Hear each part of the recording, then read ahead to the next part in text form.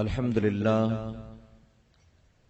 للہ رب العالمین والعاقبۃ للمتقین والصلاة والسلام علی سید الانبیاء والمرسلین اما بعد فاعوذ باللہ من الشیطان الرجیم بسم اللہ الرحمن الرحیم ان اللہ وملائکتہ یصلون علی النبی یا ایھا الذین آمنوا صلوا علیہ وسلموا تسلیما اللہم صلی علی سیدنا وشفیعنا ونبینا ومولانا محمد بارک وسلم صلوا علیہ صلاۃ وسلام علیک یا رسول اللہ صلاۃ وسلام علیک یا حبیب اللہ صلی اللہ تعالی علیہ وسلم صدق اللہ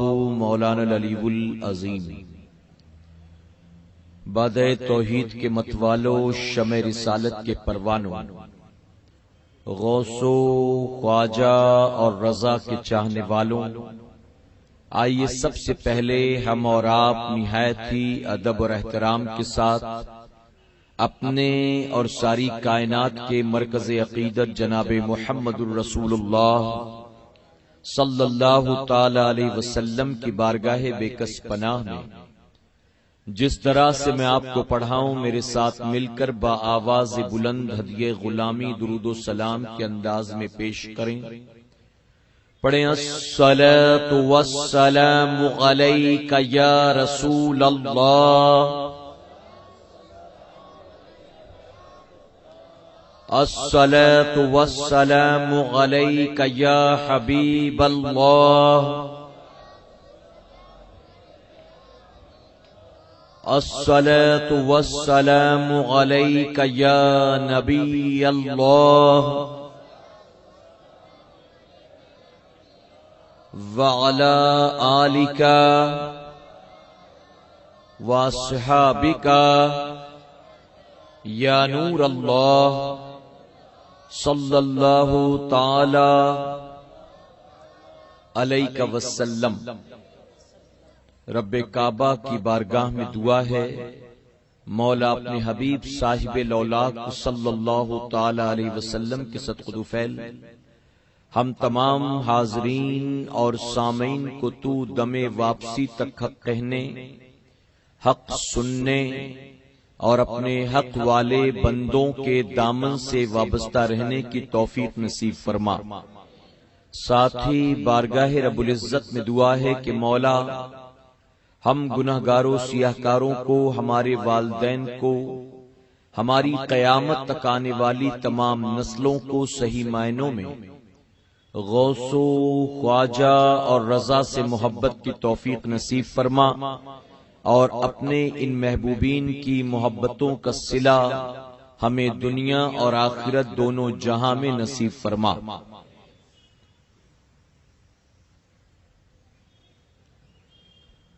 جب سے دل میں غم احمد کو بسا رکھا ہے، جب سے دل میں غم احمد کو بسا رکھا ہے، سلسلہ میں نے مدینے سے ملا رکھا ہے۔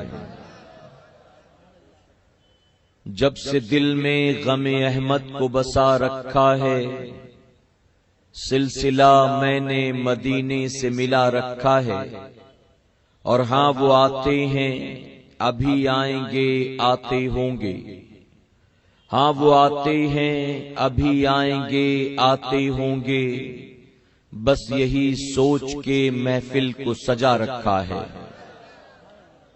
اور یا رسول اللہ صلی اللہ تعالی علیہ وسلم، سنا ہے آپ ہر عاشق کے گھر تشریف لاتے ہیں، سنا ہے آپ ہر عاشق کے گھر تشریف لاتے ہیں، کبھی میرے بھی گھر میں ہو چراغاں یا رسول اللہ۔ اور کسی نے بہت خوب کہا، جب کہیں سے نہیں ملتی ہے سکون کی دولت، جب کہیں سے نہیں ملتی ہے سکون کی دولت، تیری محفل تیرے دیوانے سجا لیتے ہیں۔ میرے پیارے آقا علیہ الصلوۃ والتسلیم کے پیروانوں، اسلامی سال کا دوسرا مہینہ ماہ صفر المظفر ہمارے اور آپ کے سامنے سے گزر رہا ہے۔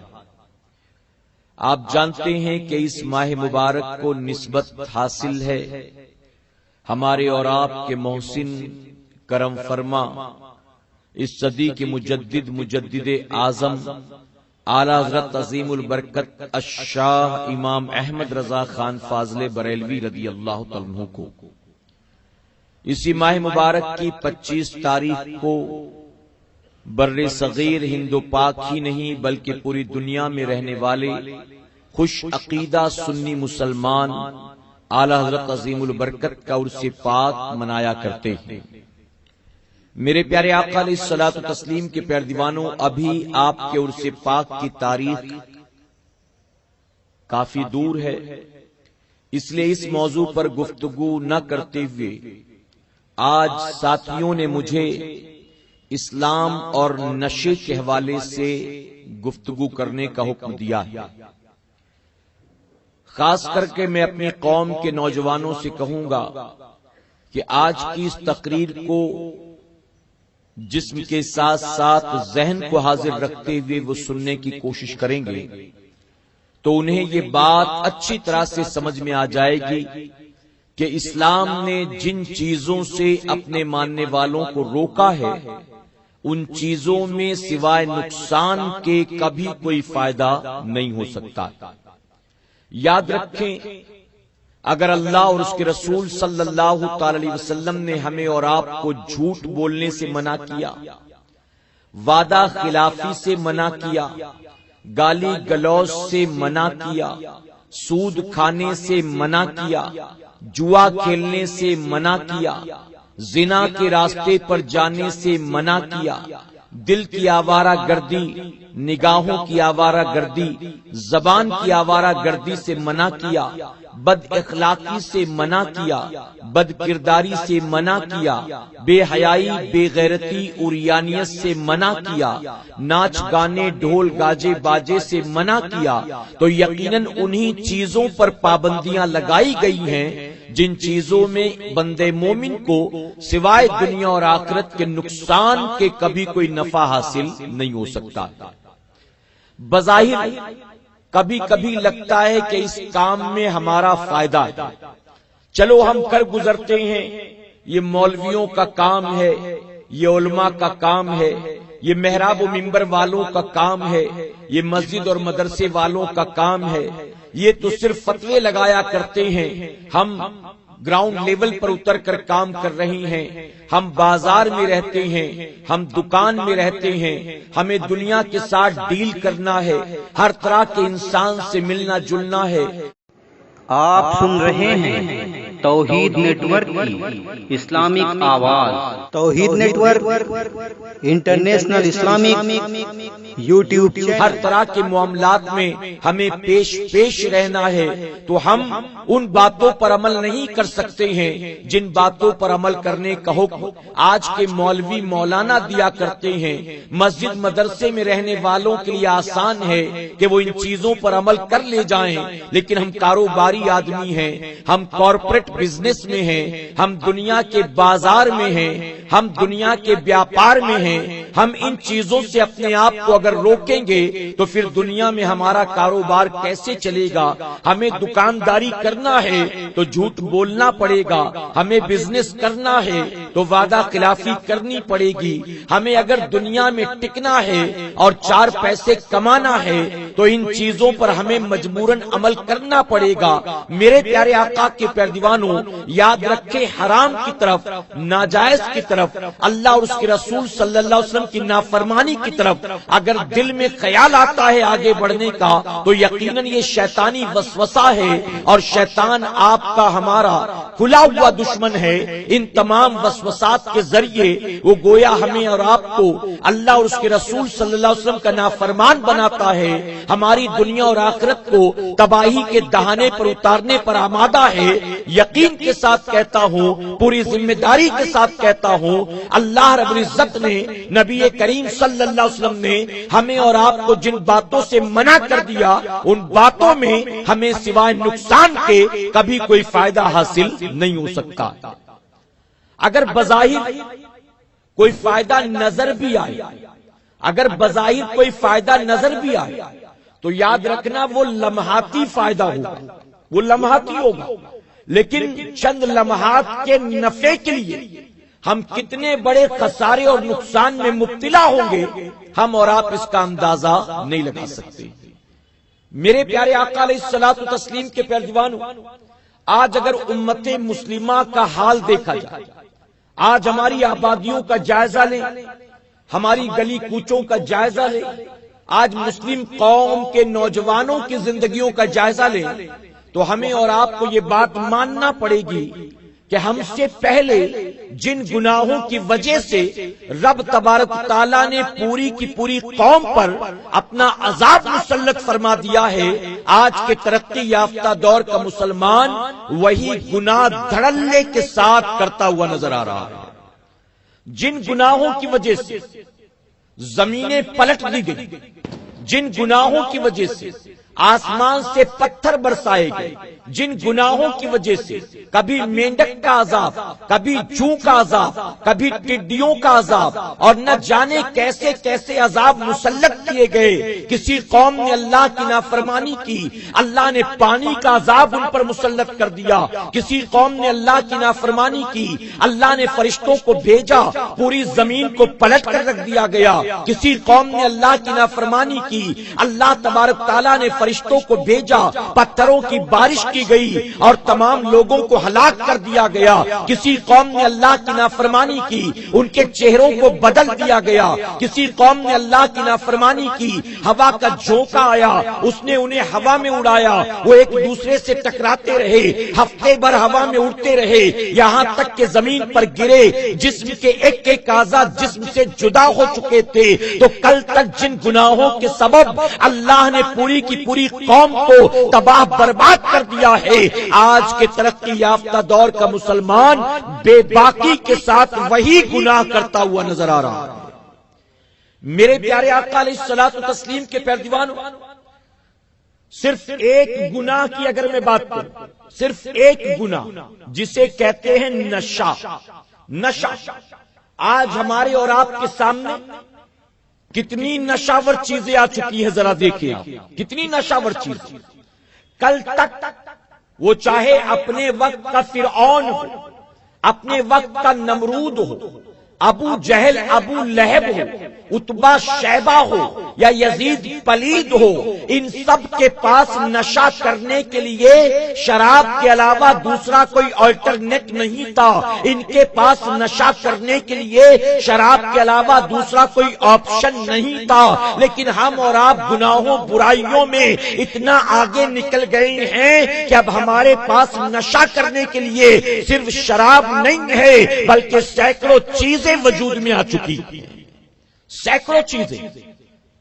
پہلے لوگ شراب پیتے تھے، نشہ ہوتا تھا، اب لوگ انجیکشن کے ذریعے نشہ کرتے، کوئی سونگ کر نشہ کر رہا ہے، کوئی کھا کر نشہ کر رہا ہے، کوئی کہیں لگا کر نشہ کر رہا ہے، تو طرح طرح کی نشاور چیزیں وجود میں آ گئی۔ اگر میں کہوں تو غلط نہیں ہوگا، ہم اور آپ گویا نشہ کرنے میں اپنے وقت کے ان بڑے بڑے کفار و مشرکین کو پیچھے چھوڑ کر بہت آگے نکل چکے ہیں۔ ان کے پاس نشے کے لیے سوائے شراب کے کچھ اور نہیں تھا۔ ہم اور آپ اتنا آگے نکل گئے، اتنا آگے نکل گئے، اتنا آگے نکل گئے کہ جس کا تصور یزید بھی نہیں کر سکتا تھا، جس کا تصور وقت کا نمرود و فرعون بھی نہیں کر سکتا تھا، جس کا تصور ابو جہل ابو لہب بھی نہیں کر سکتا تھا، ان کے زمانے زمانے میں سوائے شراب کے دوسری چیزیں نشے کے لیے نہیں پائی جاتی تھی، لیکن ہم اور آپ ان کو پیچھے چھوڑ کر اتنا آگے نکل گئے۔ ہمارے پاس شراب بھی ہے، براؤن شوگر بھی ہے، کوریکس بھی ہے، وائٹنر بھی ہے، ہیروئن بھی ہے، چرس بھی ہے، چلم بھی ہے، گانجا بھی ہے، اسی طرح سے ایم ڈی بھی ہے، اور نہ جانے کون کون سی چیزیں وجود میں آ گئی ہیں۔ اے سرکار مدینہ کے پیارے دیوانوں، اگر دنیا کے کفار و مشرکین ان چیزوں کا استعمال کریں، اگر دنیا کے یہود و نصارہ ان چیزوں کا استعمال کریں، اگر دنیا کی باطل قوم والے ان نشاور چیزوں کا استعمال کریں تو انہیں کرنے دو، آخرت میں ان کا ٹھکانہ سوائے جہنم کے اور کچھ نہیں ہوگا۔ لیکن ہم نے تو اللہ کا کلمہ پڑھا ہے، ہم نے اس کی وحدانیت کا اقرار کیا ہے، ہم نے تو گواہی دی ہے اللہ کے سوا کوئی عبادت کے لائق نہیں ہے، ہم نے تو گواہی دی ہے جناب محمد الرسول اللہ صلی اللہ علیہ وسلم اللہ کے بندے آخری رسول بن کر آئے ہیں۔ اب ذرا سوچو، اگر دنیا کے کفار و مشرکین اللہ رسول کی نافرمانی کرے تو کرنے دو، وہ ہے نافرمان، ان کا ٹھکانہ جہنم ہے۔ لیکن وہ جنہوں نے اللہ کی وحدانیت کا اقرار کیا، اللہ کے ایک ہونے کی گواہی دی، پیغمبر اسلام کا کلمہ پڑھا، ان کی محبتوں کے دعوے کیے، اگر آج وہ بھی اللہ اور اس کے رسول کی نافرمانی کرے، ہم سے بڑا اس کائنات میں کم نصیب کون ہو سکتا؟ میرے پیارے آقا علیہ الصلوۃ والتسلیم کے پیارے دیوانوں، نبی کریم صلی اللہ علیہ وسلم کی نگاہیں غیبدہ دیکھ رہی تھی۔ آج کے دور میں نشے کے لیے صرف شراب ہے، لیکن کل نہ جانے کون کون سی چیزیں وجود میں آ چکی ہوں گی۔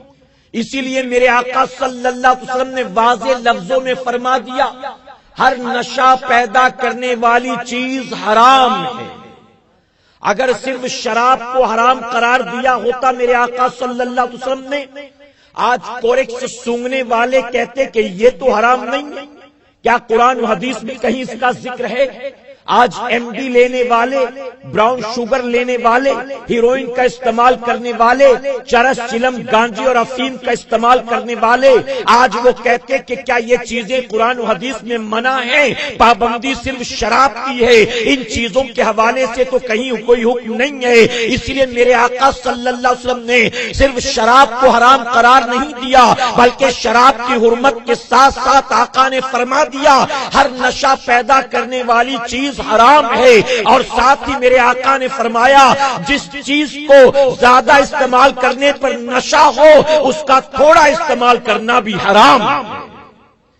یہ نہیں کوئی کہے کہ میں 2 بوتل پیتا ہوں تب نشہ ہوتا ہے، ایک پیگ میں مجھے نشہ نہیں ہوتا، 1-2 گلاس میں مجھے نشہ نہیں ہوتا، تو زیادہ پیوں گا تو نشہ ہوگا تو حرام، اگر میں تھوڑا بہت پی لوں تو کوئی مسئلہ نہیں۔ آقا فرماتے ہیں کہ جس کی کثرت میں نشہ ہو اس کی قلت بھی منع ہے، وہ معمولی بھی منع ہے کہ اس کو بھی حرام قرار دے دیا گیا۔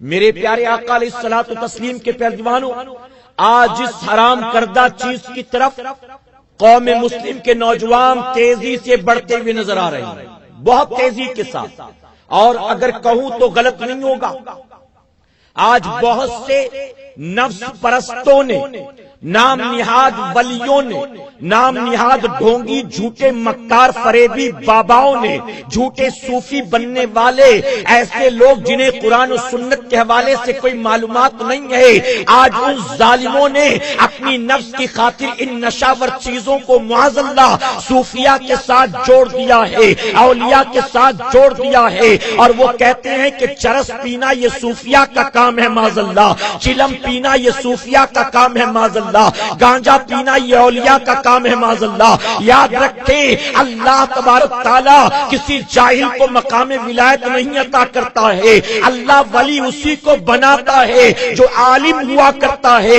غیر عالم کو ولایت نہیں ملتی، اس کی وجہ کہ غیر عالم ولی بن جائے گا تو خود بھی گمراہ ہوگا، اپنے پیچھے چلنے والوں کو بھی گمراہ کرے گا۔ اور یاد رکھیں کوئی حرام کاریاں کرنے والا ولی نہیں ہوتا، اللہ رسول کا نافرمان ولی نہیں ہوتا. ولی کا مطلب دوست ہوتا ہے. ولی سے مراد دوست ہوتا ہے. اور آپ جانتے ہیں اچھی طرح سے ہم دوست اس کو بناتے ہیں جو ہمیں پسند ہو. ہم دوست اس کو نہیں بناتے ہیں جو ہمارے خلاف کام کرتا ہو, ہماری خاطر کڈے کھودتا ہو, ہماری دنیا بھر میں برائیاں کرتا ہو, ہماری ہر بات پر طنز و طعنہ کرتا ہو. ایک دنیا کا عام انسان بھی اپنے دشمن سے دوستی کرنا پسند نہیں کرتا, اپنے باغی و غدار سے دوستی کرنا پسند نہیں کرتا. اب اگر ہم کسی کو کہیں یہ اللہ کا ولی ہے, یہ ولی اللہ ہے, اب وہ ظاہر ہے کہ اگر اللہ اور اس کے رسول کا نافرمان ہوگا تو پھر وہ اللہ کا ولی کیسے ہو سکتا؟ اللہ اپنے باغی و غدار کو مقام ولایت نہیں دیتا. اللہ کا ولی وہ ہوتا ہے جو قرآن و سنت کا پابند ہوا کرتا ہے. ہوا میں اڑنا ولی کی خوبی نہیں ہے, پانی پر چلنا ولی کی خوبی نہیں ہے, ہاتھ سے لونگ الائچی اور نہ جانے کیا کچھ نکال کر دے دینا ولی کی خوبی نہیں ہے, دعا تعویذ جھاڑ پھونک میں مہارت رکھنا ولی کی خوبی نہیں ہے. اللہ کے ولی کی سب سے بڑی خوبی اور سب سے بڑا پلس پوائنٹ یہ ہے کہ پوری دنیا ایک طرف ہو جائے لیکن اس کے باوجود اللہ کا ولی نہ کسی سے ڈرتا ہے نہ کسی سے خوف کھاتا ہے, اور پوری دنیا کفر و شرک میں مبتلا ہو جائے, اللہ کا ولی جو ہوتا ہے ہر دور میں وہ قرآن و سنت کا پابند ہوا کرتا ہے. آج نفس پرستوں نے ان حرام کردہ چیزوں کو معاذ اللہ ولیوں سے جوڑ دیا. رات بھر چرس چلم کا دور چلے گا, رات بھر قوالی کی محفل چلے گی, اور جب فجر کی اذان ہوگی تو پیر صاحب بھی سو رہے ہیں اور مرید بھی پیر پسارے سو رہے ہیں. بدنام کر رکھا ہے ظالموں نے سنیت کو, بدنام کر رکھا ہے. اور میں کہتا ہوں وہابیوں, دیوبندیوں اور دنیا کے باطل مذاہب کے ماننے والوں نے سنیت کو اتنا نقصان نہیں پہنچایا ہے جتنا نقصان ان ڈھونگی پیر فقیر و مکاروں نے پہنچایا ہے. انہی کے چہرے دکھا دکھا کر, انہی کی زندگیاں دکھا دکھا کر ہمارے پڑھے لکھے نوجوان کو بدعقیدہ بنایا جاتا ہے. یہ دیکھو یہ بابا ہے, دیکھو مسجد میں آتے ہیں, کبھی آپ کو ایک وقت کی نماز میں نظر آئی یہ بابا ہے, یہ ولی ہیں. اگر ایسے ولی ہیں تو اس سے بہتر تو ہم ہیں. یہ کہہ کر لوگوں کو بدعقیدہ بنایا جاتا ہے.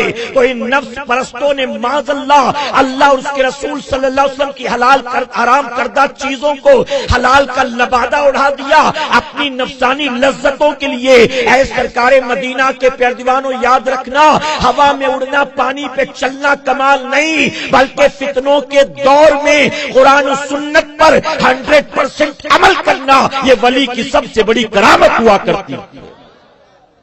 اور یہ کون کہہ رہا ہے؟ سیدنا سرکار غوث اعظم رضی اللہ تعالی عنہ, جو ولی نہیں بلکہ سارے ولیوں کے امام ہیں. وہ ولی جو دنیا میں آنے کے بعد اپنی عبادت اور ریاضت سے ولی نہیں بنے, اپنے تقوی و طہارت سے ولی نہیں بنے, اپنی شب بیداریوں, تہجد و چاشت و اشراق سے ولی نہیں بنے, نہ کسی کی دعاؤں نہ کسی کی نظر سے ولی بنے, بلکہ غوث اعظم تو وہ ولی ہیں کہ ماں کی کوکھ سے زمین پر ولی بن کر پیدا ہوئے. سیدنا سرکار غوث اعظم کے زمانے بغداد میں شور ہو گیا کہ بغداد میں ایک ولی آ گئے, بزرگ آ گئے, بابا آ گئے. پورا بغداد امڑ پڑا ان سے ملنے کے لیے. سیدنا سرکار غوث اعظم کو خبر ہوئی, آپ بھی تشریف لے گئے کہ چلو میں بھی تو ذرا دیکھوں کون ہے آنے والا, میں بھی تو ملاقات کروں, ولی ہے تو کچھ برکت حاصل کروں, ملاقات کروں. سیدنا سرکار غوث اعظم پہنچے. اب جس کے بڑے ڈنکے اور چرچے تھے, جب آپ پہنچے تو اس وقت جہاں ٹھہرا تھا وہ مسجد میں موجود نہیں تھا, کہیں گیا تھا دعوت لوٹنے. سیدنا سرکار غوث اعظم بیٹھے انتظار کرتے رہے. بہت دیر کے بعد وہ آیا تو لوگوں کا ہجوم, ہر طرف لوگ پلکے بچھائے کھڑے، لوگ ہاتھوں ہاتھ لینے کو تیار۔ جب وہ مسجد کے اندر آیا، سیدنا سرکار غوث اعظم اٹھے اور بن بات چیت کیے مسجد سے باہر نکلے، اپنے گھر کی طرف روانہ ہو گئے۔ لوگ پیچھے پیچھے دوڑے، کہا حضور بات کیا ہے؟ آپ اتنی دیر سے بابا کے انتظار میں بیٹھے تھے، لیکن بابا جب آ گئے آپ نے نہ سوال و جواب کیا، نہ آپ نے کوئی ملاقات و سلام و کلام کیا، بلکہ ان کے آتے ہی بن بات چیت کی آپ چل پڑے۔ آخر بات کیا؟ حضور غوث اعظم فرماتے یہ ڈھونگی ہے، فرماتے یہ مکار ہے، یہ ایک نمبر کا دھوکے باز ہے۔ لوگوں نے کہا استغفر اللہ استغفر اللہ، ارے دنیا میں ان کے ولایت کے ڈنکے بج رہے ہیں، ہر کوئی ولی ولی کہتا ہے، آپ نے نہ سلام و کلام کیا، اتنی بڑی بات آپ نے کیسے حضرت کے بارے میں کہہ دی؟ تو جانتے ہو غوث اعظم نے معیار بتا دیا، غوث اعظم نے ولایت کا پیمانہ بتا دیا۔ آپ فرماتے کہ سنو، جب وہ شخص مسجد کے اندر آیا، اس نے مسجد میں سب سے پہلے اپنا الٹا پیر داخل کیا۔ جب الٹا پیر داخل کیا میں سمجھ گیا سیدھا پیر مسجد میں داخل کرنا میرے آقا کی سنت مبارکہ ہے، اور جو میرے نبی کی سنت پر عمل نہیں کرتا وہ سب کچھ ہو سکتا ہے، اللہ کا ولی نہیں ہو سکتا۔ غوث اعظم نے ایک معیار دے دیا، غوث اعظم نے ایک پیمانہ دے دیا کہ ولی کی پہچان کیا ہے؟ جو نبی کی سنتوں کا عامل ہوگا وہی اللہ کا ولی ہوگا، وہی اللہ کا ولی۔ اب چرس چلم پینے والے یہ تو نبی کی سنتوں کے تاریخ نہیں، یہ تو حرام خور ہے، یہ تو حرام کھانے والے، حرام پینے والے، غیر محرم مریدنیوں سے ہاتھ پیر دبوانے والے، غیر محرم مریدنیوں سے سر میں تیل لگوانے والے، غیر محرم مریدنیوں کو بٹھا کر چٹکلے سنانے والے، ہاتھوں میں ہاتھ لے کر بیعت کرنے والے، رات بستر پر سوئیں تو ان سے پیر دبوانے والے۔ کیا بتاؤ وہ جو حرام پر عمل کرتے ہو اللہ کے ولی ہو سکتے ہیں؟ ہرگز نہیں ہو سکتے ہیں۔ اسی لیے اے سنیوں، آج کے بعد کوئی ہوا میں اڑے پانی پر چل کر دکھلا دے، دعا تعویذ میں مہارت حاصل کیے ہو، لیکن پھر بھی اس کے جھانسے میں مت آنا۔ اس کی زندگی میں دیکھنا کیا قرآن نظر آتا ہے، کیا نبی کی سنت نظر آتی ہے، اللہ اور اس کے رسول کا فرمان نظر آتا ہے۔ اگر وہ واقعی قرآن و سنت کا پابند ہو، نہیں رہتا محلوں میں، نہیں بیٹھتا تخت و تاج پر، مسجد کے باہر بیٹھا ہے، بوریا نشین ہے، کھانے کو روٹی کے سوکھے ٹکڑے ہیں، پہننے کو پیوند لگے کپڑے ہیں، لیکن اسے سراکوں پر بٹھا لینا اس کی وجہ یہ ہے ہوا میں اڑنا اللہ کا ولی ہونے کی ضمانت نہیں ہے، بلکہ قرآن و سنت پر ہر دور میں عمل کرنا اللہ کے ولی ہونے کی ضمانت ہے۔ اب جو چرس گانجے چلم افیم کا شوقین ہو ولی ہوگا، ارے یہ تو سنتوں کا تاریخ نہیں، اللہ اور اس کے رسول کا نافرمان نافرمان۔ میرے پیارے آقا علیہ الصلوۃ والتسلیم کے پیارے دیوانوں، حضرت اورنگزیب رحمت اللہ تعالی علیہ آپ فرماتے ہیں کہ میرے والد شاہ جہاں کا حال یہ تھا کہ میرے والد رات کوٹ کر 12 رکعت نہیں 20 رکعت نماز ادا کرتے تھے۔ آپ جانتے ہیں کہ 12 رکعت تہجد ہوتی ہے نا۔ آپ فرماتے ہیں اورنگزیب رحمت اللہ تعالی کہ میرے باپ کی عادت تھی کہ وہ ہر رات 12 رکعت نہیں 20 رکعت نماز نفل پڑھتے، لیکن جب صبح دسترخوان پر بیٹھتے ناشتہ کرنے تو اس ناشتے کے دسترخوان پر آدھا لیٹر شراب بھی ہوا کرتی تھی۔ اور شراب کیوں پیتے تھے؟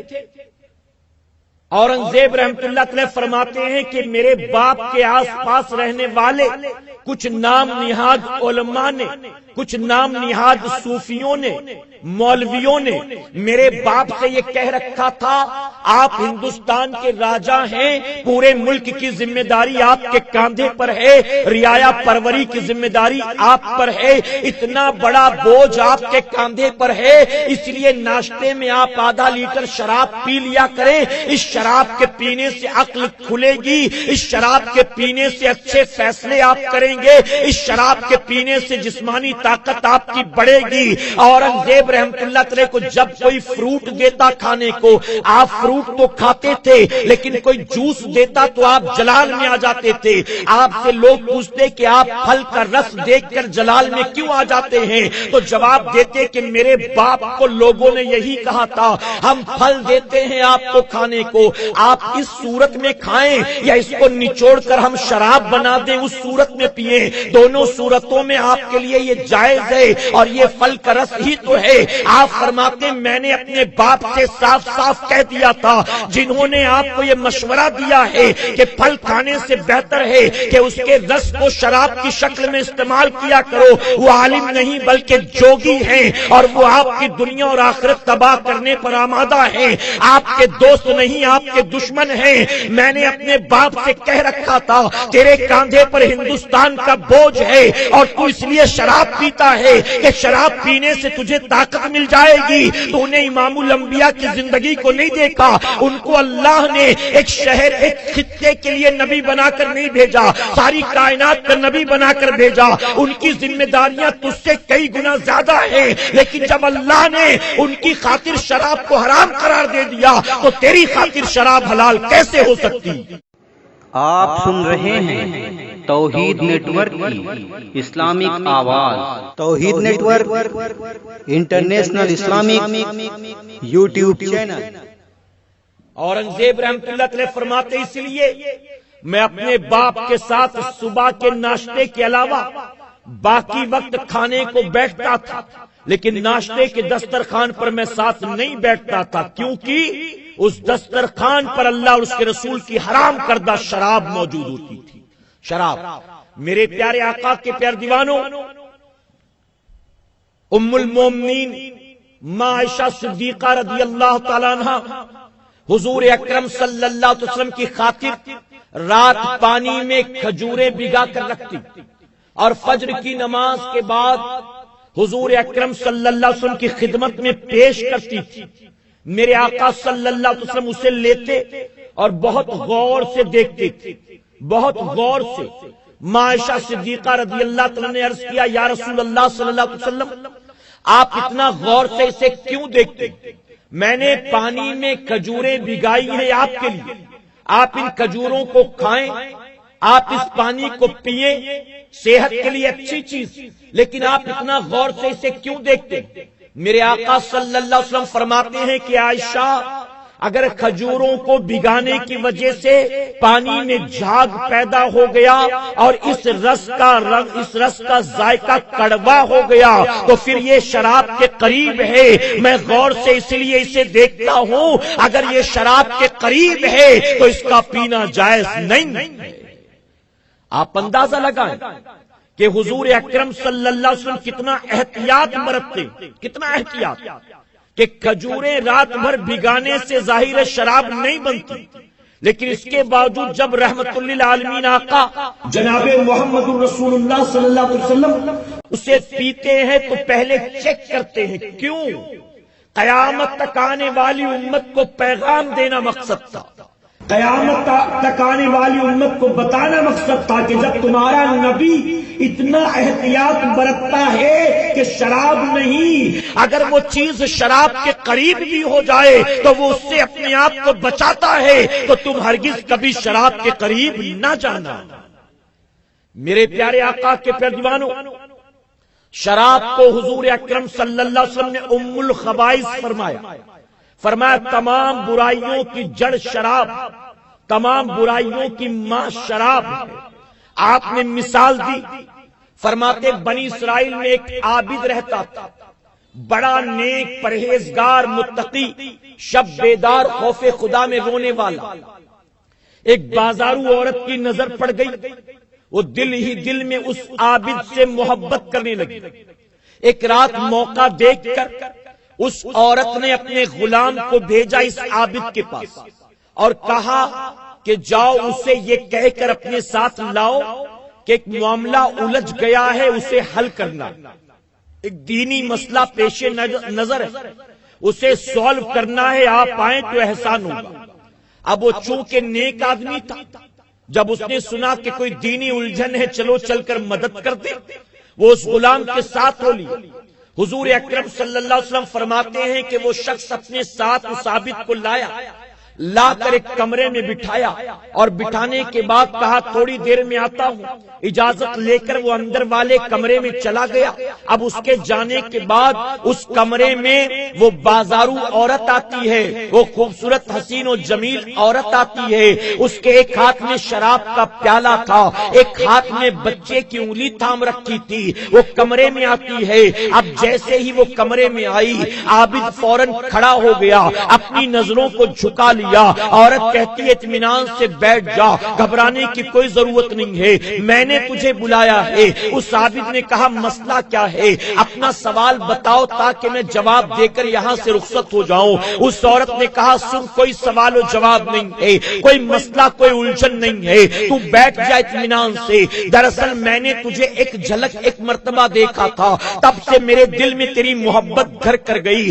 آج میں نے تجھے یہاں اظہار محبت کے لیے بلایا ہے. اتنا سننا تب وہ عابد ناراض ہو گیا, اٹھ کر کمرے سے باہر جانے کی کوشش کرتا ہے, لیکن اس نے یہ دیکھا کہ کمرے کا دروازہ باہر سے بند ہے. اس نے کہا اس دروازے کو کھلواؤ, میں جانا چاہتا ہوں. تم نے میرے ساتھ اچھا نہیں کیا, مجھے نہیں پتا تھا کہ میرے ساتھ دھوکا ہوگا. وہ عورت کہتی ہے کہ خاموشی کے ساتھ بیٹھ جا, زیادہ ہوشیاری کرنے کی کوشش مت کرنا ورنہ میں شور کر دوں گی, تیری ساری عبادت اور ریاضت دھری کی دھری رہ جائے گی, میں ہنگامہ کر دوں گی. رات کمرے میں مجھے اکیلا دیکھ کر تو میرے کمرے میں زبردستی گھسایا تھا, اور پھر تو جانتا ہے کہ تیرے ساتھ لوگ کیا سلوک کریں گے. اس شخص نے کہا مجھے معاف کر دو, مجھے باہر جانے دو. عورت نے کہا ٹھیک ہے, اگر تو جانا چاہتا ہے تو تجھے اس بچے کا قتل کرنا ہوگا. یہ جو بچہ میں لے کر آئی ہوں اس کا قتل کر دے, یہی راستہ ہے تیرے باہر جانے کا. اس شخص نے کہا میں ہرگز یہ نہیں کر سکتا, کسی بے گناہ کا اگر میں قتل کر دوں گا کل قیامت کے دن اپنے مولا کو کیا منہ دکھلاؤں گا. اس بچے کا قصور کیا ہے, آخر میں اسے قتل کروں تو کیوں کروں. عورت نے کہا بچے کا کوئی قصور نہیں, لیکن تیرے پاس جانے کا اس کے سوا راستہ بھی کوئی نہیں. اگر تو قتل کر دے گا میں باہر جانے دوں گی ورنہ میں ہنگامہ کر دوں گی. اس نے کہا مجھے معاف کر دو, مجھے باہر چلے جانے دو, میں باہر چلا جاؤں تمہارا احسان ہوگا. اس عورت نے کہا ٹھیک ہے, اگر تو بچے کا قتل نہیں کرتا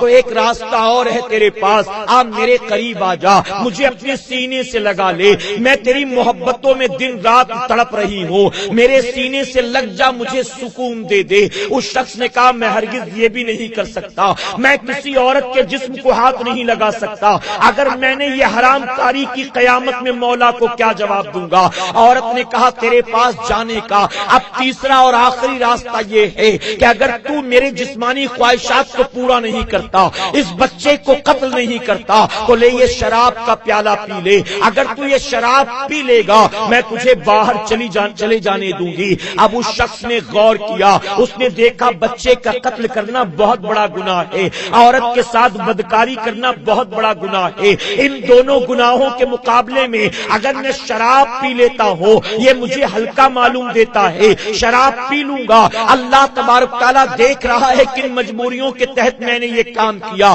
میرا مولا مجھے معاف فرما دے گا, میں توبہ استغفار کر لوں گا. اس نے عورت سے کہا ٹھیک ہے, اب اگر باہر جانے کا اس کے سوا کوئی راستہ نہیں, لا مجھے شراب دے دے, میں شراب پی لیتا ہوں تاکہ میں باہر چلا جاؤں. آقا فرماتے ہیں اس عورت نے مسکراتے ہوئے شراب کا پیالہ اس نوجوان کے ہاتھ کی طرف بڑھا دیا, اس عابد کی طرف بڑھا دیا. اس نے لپک کر شراب کے پیالے کو لیا, اپنے ہونٹوں سے لگایا, حالانکہ جی تو نہیں چاہتا تھا لیکن مجبوراً عزت بچانے کے لیے, اپنی جان بچانے کے لیے اس نے شراب کے پیالے کو ہونٹوں سے لگا لیا. حضور اکرم صلی اللہ علیہ وسلم فرماتے ہیں شراب کے کڑوے گھونٹ کو اس نے حلق کے نیچے اتارا ہے. اب جیسے جیسے ایک ایک قطرہ اترتا جاتا تھا شیطان اس کے دل میں شراب کی محبت پیدا کر دیتا ہے, اس کی زبان کو شراب کا مزہ اور لذت مل جاتی ہے. ایک پیالہ پینے کے بعد اس نے ہاتھ بڑھایا اور کہا کہ لا ایک پیالہ اور پلا دے.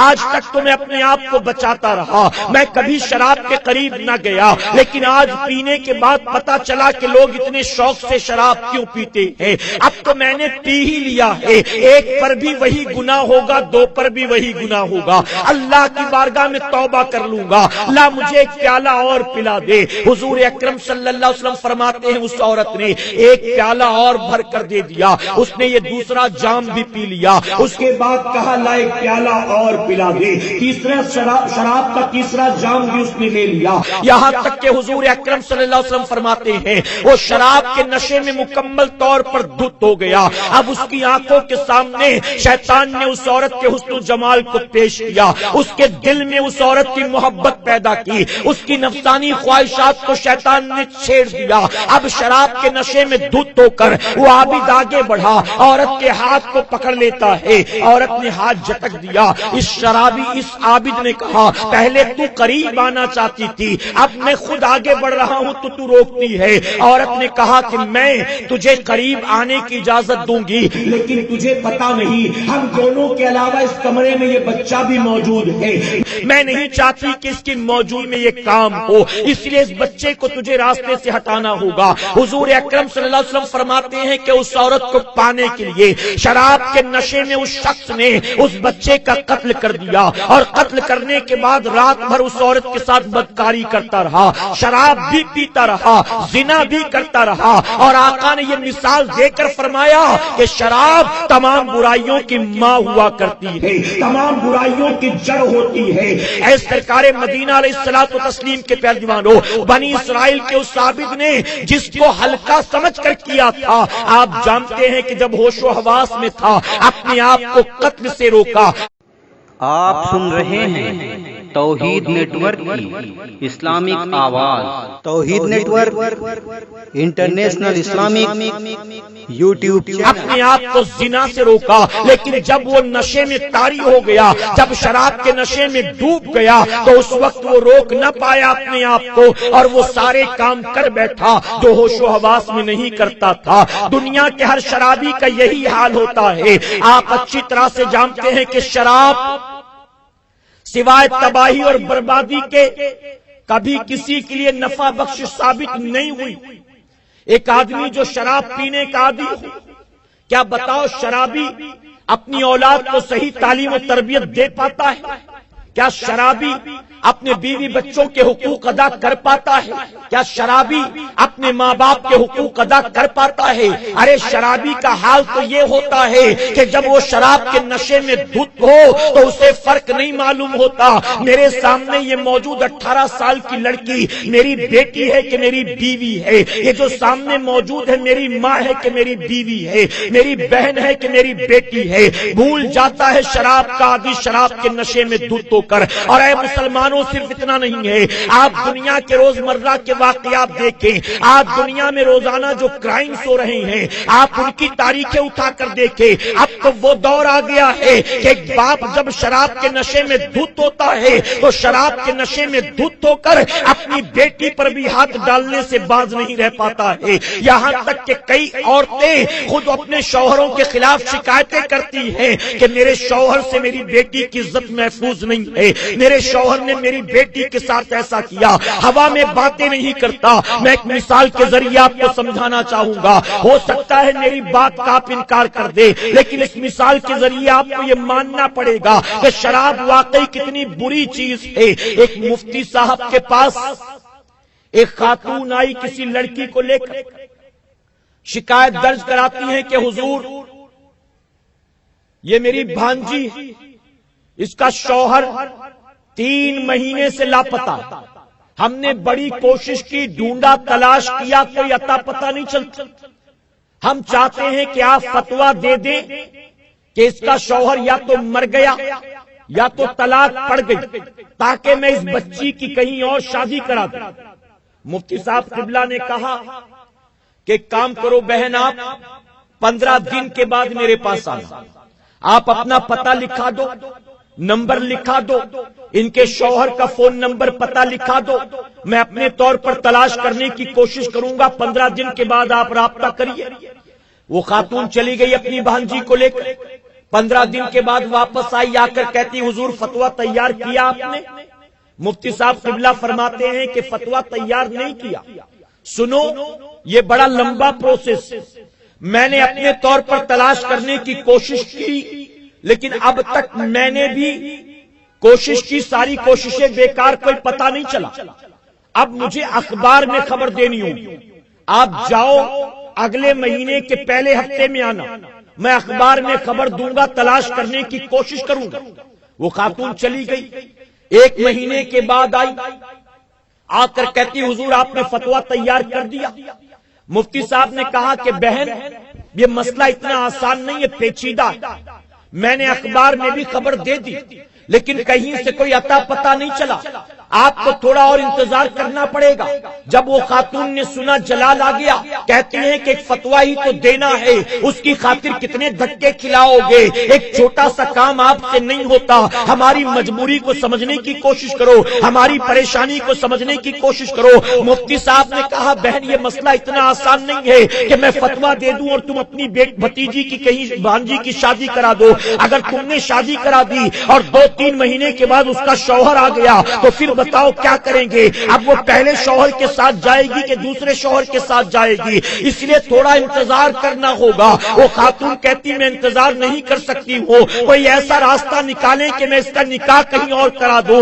آخر مجبوراً مفتی صاحب کو یہ کہنا پڑا کیا تمہاری بھانجی تمہارے لیے بوجھ بن گئی ہے؟ اپنے گھر میں رکھ کر کھلانا پلانا کیا تمہارے لیے مشکل ہو گیا ہے؟ تو جانتی ہو اس خالہ نے کیا کہا، اس لڑکی کی خالہ نے کیا جواب دیا؟ اس نے جواب دیا کہ حضور ایسی کوئی بات نہیں ہے، دراصل مسئلہ یہ ہے یہ میری بہن کی بیٹی ہے، میری بہن کا انتقال ہو گیا ہے، یہ اپنے باپ کے گھر میں آئی شوہر کے کھو جانے کے بعد اب اپنے باپ کے ساتھ رہتی ہے اور اس کا باپ اول درجے کا شرابی ہے۔ 4 مہینے کا وقت گزر گیا ہے، ہر رات یہ ڈری سہمی اپنی بستر پر پڑی ہوتی ہے اور اس کو اپنے باپ سے اتنا خطرہ ہو گیا ہے، اتنا خطرہ ہو گیا ہے کہ رات کو جب شراب کے نشے میں وہ دھت آتا ہے تو اس کے دل میں یہ اندیشہ پیدا ہوتا ہے کہ کسی نہ کسی رات میرا باپ خود میری عزت پر ہاتھ ڈال دے گا۔ اس لیے اس کا باپ شراب کے نشے میں رات بھر للچائی آنکھوں سے اس کی طرف دیکھتا ہے اور یہ رات بھر اپنی عزت کو بچانے کے لیے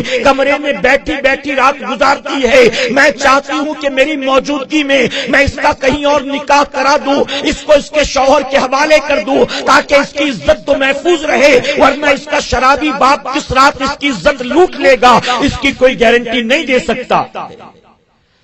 میرے پیارے آقا کے پیارے دیوانوں، وہ دور آ گیا ہے کہ جب بیٹیوں کی عزتیں اپنے شرابی باپ سے محفوظ نہیں ہیں، جب بہنوں کی عزت اپنے شرابی بھائی سے محفوظ نہیں ہے۔ آج سوسائٹی میں 2-4 نہیں تلاش کریں تو ایسے کئی کیسز ملیں گے۔ یہ تو شراب پینے والوں کا حال۔ میں آپ سے پوچھتا ہوں، آدم علیہ السلام کو جنت سے زمین پر بھیجا گیا، کیا جرم تھا ہمارے باپ آدم علیہ السلام کا؟ کیا آدم علیہ السلام نے جنت میں شراب پی تھی معاذ اللہ؟ کیا کسی کا قتل کیا تھا؟ کیا کہیں چوری ڈاکہ ڈالا تھا معاذ اللہ؟ کون سا گناہ کیا تھا آدم علیہ السلام نے؟ رب تبارک تعالیٰ نے گندم کے دانے کو کھانے سے منع کیا تھا، ہمارے باپ آدم علیہ السلام نے اس دانے کو کھایا نہیں تھا، بس چکھ لیا تھا۔ چکھنے کی وجہ سے فرمایا گیا آپ نے جیسے ہی منع کردہ گندم کے دانے کو چکھا آپ کے کپڑے چھوٹے ہو گئے، آپ کی سطر ظاہر ہونا شروع ہو گئی، آپ نے جنتی درختوں کے پتوں سے اپنی سطر کو ڈھانکنا شروع کر دیا۔ اس کے بعد آپ کو گندم کا دانہ چکھنے کی وجہ سے جنت سے زمین پر بھیج دیا گیا۔ اے مسلمانوں ذرا سوچو، ہمارے باپ نے ایک حلال کردہ دانے کو جس کو رب نے منع کیا تھا صرف چکھا ہے تو ان کے جسم کو برہنہ کر دیا، انہیں جنت سے زمین پر بھیج دیا۔ ہم اور آپ اسی زمین پر رہ کر اگر دن رات اللہ اور اس کے رسول صلی اللہ علیہ وسلم کی حرام کردہ چیزوں کو کھائیں گے پیئیں گے تو بتاؤ ہمارا اور آپ کا آخرت میں کیا بننے والا؟ آج سطر کھل گئی، آج لوگ برہنہ گھوم رہے ہیں، آج کپڑے پہننے والیاں بھی ننگی ہیں۔ وجہ کیا ہے؟ کن کن راستوں سے حرام غذائیں، کن کن ذریعوں سے حرام لقمے ہمارے اور آپ کے حلق کے نیچے اتر رہے ہیں، ہمیں اور آپ کو اس کا احساس نہیں۔ کہاں کھا رہے ہیں؟ کیا کھا رہے ہیں؟ کیا پی رہے ہیں؟ کہاں پی رہے ہیں؟ حلال ہے، حرام ہے، جائز ہے، ناجائز ہے، ممانعت ہے، حرمت ہے، ہم اس کے بارے میں کبھی غور کرتے ہیں؟ آج جو لوگ ننگے گھوم رہے ہیں، آج جو بے پردگی ہے، آج جو بے حیائی ہے، آج جو عریانیت ہے، آج جو ننگا پن ہے، آخر یہ کیوں ہے؟ ہماری بچیوں کو لباس پہننے کی تمیز نہیں، ہماری بچیوں کو نقاب پہننے کا شعور نہیں، کالج میں آنے جانے کا رنگ ڈھنگ دیکھے، اسکول میں آنے جانے کا رنگ ڈھنگ دیکھے، جوانی کی دہلیز پر قدم رکھتے ہی پھر پارلر میں آنا جانا، ان کا سجنا سورنا، ان کی لائف سٹائل، ان کی ڈریس سٹائل کا چینج ہونا، آپ ذرا دیکھیں یہ عریانیت اور بے حیائی کیوں ہے؟ ہمارے باپ نے دانا چکھا تھا، آپ کی سطر کھل گئی، کپڑا چھوٹا ہو گیا، آج ہمارے جسم برہنہ کیوں ہیں؟ آج ہماری بہنیں بیٹیاں مائیں برہنہ کیوں ہیں؟ اس کی وجہ کہ کن کن راستوں سے ہم حرام کھاتے پیتے ہیں، ہمیں اور آپ کو اس کا احساس بھی نہیں۔ حضور اکرم صلی اللہ علیہ وسلم نے فرمایا شراب کی ایک بوند اگر کسی کے حلق کے نیچے اتر جائے، شراب کی ایک بوند، اب ایک بوند سے مراد یہ نہیں ہے کہ آپ شراب ہی پی رہے ہیں، بیئر پی رہے ہیں، وسکی پی رہے ہیں، رم پی رہے ہیں یا ایکس وائی زیڈ، کچھ بھی نہیں، ایسی چیزیں پی رہے ہیں جسے دنیا شراب نہیں کہتی، لیکن اس میں بھی الکوہل ملا ہوا ہے، اس میں بھی کسی نہ کسی صورت میں شراب ملی ہوئی ہے۔ تو میرے آقا صلی اللہ علیہ وسلم نے فرمایا کہ اگر کسی نے شراب کی ایک بوند کو حلق کے نیچے اتار لیا، 40 دن تک اللہ اس کی عبادت کو قبول نہیں فرماتا ہے۔ اگر کسی نے شراب کے قطرے کو حلق کے نیچے اتار لیا، 40 دن تک اللہ اس کی دعائیں قبول نہیں فرماتا ہے۔ میرے پیارے آقا علیہ الصلوۃ والتسلیم کے پیارے دیوانوں، آپ دیکھیں آج جب انٹرنیشنل لیول پر سپورٹس ہوتے، جہاں پوری دنیا کے سپورٹس مین پارٹیسپیٹ کرتے، تو ان کا ٹیسٹ کیا جاتا ہے کہ اس نے کوئی نشاور دوا تو نہیں لی ہے، جسمانی طاقت کو بڑھانے کے لیے، اسٹیمنا بڑھانے کے لیے، انرجی بڑھانے کے لیے، اس گیم میں کسی طرح کے ہیلپ لینے کے لیے اس نے کوئی نشاور چیز تو نہیں لی۔ آپ نے دیکھا دنیا میں کئی سپورٹس مین پکڑے جاتے ہیں کہ تم نے فلاں فلاں نشاور چیز لی ہے، تمہارے خون کے اندر نشاور چیز ملی ہے، اور پھر جب ٹیسٹ ہوتا ہے تو وہ خود اپنی صفائیاں یوں دیتے ہیں کہ 3 مہینے پہلے مجھے فلاں دورہ پڑا تھا، مجھے فلاں بیماری ہوئی تھی، اور جس کی خاطر میں نے یہ دوائیاں استعمال کی تھی، میں نے کوئی نشاور چیز تو نہیں لی، لیکن ہاں البتہ 15 دن کا کورس، 1 مہینے کا کورس، 2 مہینے کا کورس میں نے اس دوا کا لیا تھا۔ ممکن ہے کہ اس دوا کے ذریعے میرے جسم کے اندر وہ نشاور چیز پہنچ گئی ہو، اور جب ٹیسٹ ہوتا ہے تو پتا چلتا ہے ہاں اس کا کہنا صحیح ہے، اس نے کوئی نشاور چیز تو نہیں لی تھی، اپنی ہیلتھ پرابلم کو سالو کرنے کے لیے اس نے جو دوائیاں یا انجیکشنز لیے تھے ان میں یہ نشاور چیزیں ملی تھی۔ ہمیں اور آپ کو گویا اس بات کا بھی خیال رکھنا ہے، ہم جو دنیا میں دوائیاں استعمال کرتے ہیں ہم اسے بھی اچھی طرح سے دیکھ لیں کہ دوائیوں کے نام پر کہیں دنیا ہمارے جسم میں کسی نہ کسی بہانے حرام چیز پہنچانا تو نہیں چاہتی۔ اور اے مسلمانوں، یہ بھی ایک سازش، حرام چیزوں کو دوائیوں کی شکل میں اگر کسی مسلمان کے پیٹ میں ڈال دیا جائے تو یہ مسلمان دن رات دعائیں کرے، کیا اس کی دعا قبول ہوگی؟ یہ سجدوں پر سجدے کرے، کیا اس کے سجدے قبول ہوں گے؟ ارے خانہ کعبہ کے غلاف سے لپٹ کر روئے، آقا کی جالیوں کے سامنے کھڑے ہو کر گڑ گڑائے، لیکن اس کے باوجود دعائیں قبول نہیں ہوں گی۔ آخر دعائیں قبول نہیں ہوتی تو وجہ کیا ہے؟ تو وجہ صرف اور صرف یہ ہے کہ دنیا نے کسی نہ کسی بہانے تیرے کھانے پینے یا تیری دوا میں ایسی حرام کردہ چیز ملا دی ہے کہ جس نے تیری دعاؤں اور تیری عبادتوں کو مقبولیت سے روک دیا۔ تو ہمیں اس کا بھی خیال رکھنا کہے انشاءاللہ۔ میرے پیارے آقا کے پیارے دیوانوں، کہیں کوئی کتا مر جائے تو دنیا میں ہنگامہ ہو، کہیں کوئی ہرن مر جائے تو کیس چلے مارنے والے پر، اور مسلمانوں کا خون اتنا سستا ہو گیا کہ چند گھنٹوں کے اندر 8 لوگوں کو گولی مار دی جائے اور مسلمانوں کے حق میں بولنے والا کوئی نہیں ہے، کوئی نہیں ہے۔ مسلمانوں کہاں جا رہے ہیں ہم اور آپ، کہاں جا رہے ہیں؟ ہرن مارنے والے پر 12 15 سال تک کیسز چلے۔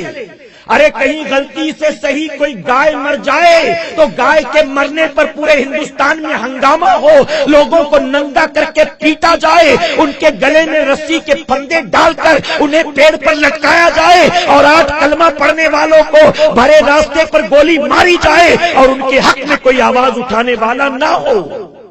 دعائیں ہم کر رہے ہیں، دعا قبول کیوں نہیں ہوتی؟ ہم بھی تو رب کی بارگاہ میں گڑ گڑا رہے ہیں، دعا قبول کیوں نہیں ہوتی؟ وجہ کیا ہے؟ کیا کھا رہے ہیں، کیا پی رہے ہیں، کن کن چیزوں کے ذریعے، کن کن راستوں کے ذریعے حرام چیزوں کو ہمارے پیٹ میں ڈالا جا رہا ہے، ہمیں کیا اس کی خبر ہے؟ اے سرکار مدینہ علیہ الصلوۃ والتسلیم کے پیارے دیوانوں، حضور اکرم صلی اللہ علیہ وسلم نے فرمایا اگر کسی مسلمان نے 1 قطرہ شراب کا پیا اور بن توبہ کیے وہ مر گیا تو کل جہنم میں اس کو فاحشہ عورتوں کی شرمگاہ سے بہنے والے خون اور پیپ کو پینے کے لیے دیا جائے گا۔ آقا فرماتے ہیں جس نے 1 قطرہ شراب کا پیا اور بن توبہ کیے مر گیا، سکرات میں اس کی کیفیت یہ ہوگی، سکرات میں اس کا عالم یہ ہوگا، وہ دنیا سے پیاسا جائے گا، اور پیاس کی شدت کا یہ حال ہوگا کہ دنیا کے سارے سمندر اگر اس کے منہ میں انڈیل دیے جائیں تو بھی اس کی پیاس نہ بجھے گی۔ آقا فرماتے وہ پیاسا مرے گا، وہ جہنم میں پیاس کی شکایت کرے گا، العطش العطش العطش۔ آقا فرماتے ہیں جہنمی کی کھوپڑی میں جہنمی عورت کی شرمگاہ سے بہنے والے خون کو رکھا جائے گا، وہ خون نہر کی طرح بہ رہا ہوگا، اسے اس کھوپڑی میں بھر کر اس جہنمی کو پینے کو دیا جائے گا۔ جب وہ دیکھے گا رو پڑے گا، مجھے پانی دے دو، مجھے پیاس کی شدت ہے، تم نے مجھے یہ کیا دے دیا؟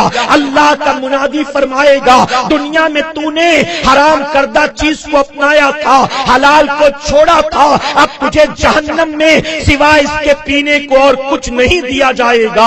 اسی لیے میں اپنی قوم کے جوانوں سے کہوں گا شراب سے توبہ کر لو، ہر نشاور چیز سے توبہ کر لو۔ ان چیزوں کے استعمال سے نہ 6 پیک بنتا ہے، نہ جسم میں طاقت آتی ہے، نہ آپ کی صحت بنتی ہے، نہ چہرے پر رنگت آتی ہے، نہ جسم کی بناوٹ میں سدھار آتا ہے۔ یاد رکھنا، پھر آخر میں کہوں گا ہر نشہ پیدا کرنے والی چیز حرام ہے، حرام میں سوائے نقصان کے ہمیں کوئی نفع حاصل نہیں ہو سکتا ہے۔ دوست کہے تو بھی شراب کے قریب نہ جانا، گرل فرینڈ کہے تو بھی شراب کے قریب نہ جانا، کوئی پارٹنر کہے تو بھی شراب کے قریب نہ جانا، کوئی کلیگ کہے تو بھی شراب کے قریب مت جانا، کوئی گرل فرینڈ کہے، منگیتر کہے تو بھی شراب کے قریب مت جانا۔ ارے دنیا، پوری دنیا کو لا کر قدموں میں ڈال دے، لیکن پھر بھی اللہ اس کے رسول نے جس سے منع کر دیا ہے ان چیزوں کے قریب کبھی نہ جانا۔ اللہ اپنے محبوب پاک کے صدقے ہمیں آپ کو سب کو کہنے سننے سے زیادہ عمل کی توفیق عطا فرمائے۔ یہ پیغام تھا جو آج میں نے چند لمحات میں آپ کے سامنے پیش کیا۔ میرے پیارے آقا کے پیارے دیوانوں، یہ بہت لمیٹڈ ٹائم کی محفل تھی، لیکن میری گزارش ہے آپ وادی نور آزاد میدان کے سالانہ سنی اجتماع میں آئیں گے، وہاں 3 دن تک مسلسل انشاءاللہ سیکھنے سکھانے کا مکمل ماحول ہوگا۔ 18، 19 اور 20 نومبر کو، 18 نومبر جمعہ کا دن ہے، بعد نماز جمعہ عشاء خواتین کے لیے اجتماع ہوگا۔ اس وقت ہماری اور آپ کی ذمہ داری ہے ہم اپنے گھروں سے، اپنی بستی سے، اپنے گلی کوچوں سے ایک ایک خواتین اسلام کو جمع کریں گے، سب کو وادی نور آزاد میدان پہنچائیں گے انشاءاللہ۔ محبت سے کہیں انشاءاللہ۔ 18 تاریخ کو ہمارا کام خواتین اسلام کو چولہا چوکی گھر جھاڑو پوچھے میں نہیں اٹکانا، ان سب کو وادی نور پہنچانا ہے انشاءاللہ۔ 364 دن کام کیے ہیں گھر کے، ایک دن اللہ کے دین کو سیکھنے کے لیے نکلنا ہے، ٹھیک ہے؟